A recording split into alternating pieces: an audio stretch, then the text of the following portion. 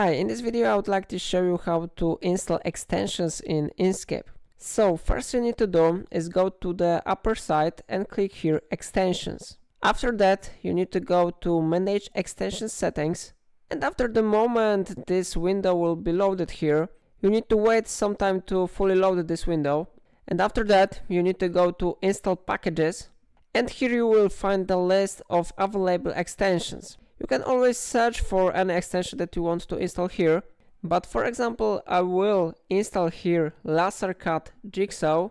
You can always read more about extension by clicking on details and comments, but if you want to finally install this extension you need to click on this button. So I click on install package, and like you see the extension has been successfully installed here. If you want to uninstall this extension, you can always click on it and click uninstall package. Okay, so if you will close this window and restart Inkscape, you will see that your extension has been installed. And that's everything in this video. If I helped you, remember to like this video and subscribe my channel. Thank you for watching my tutorials.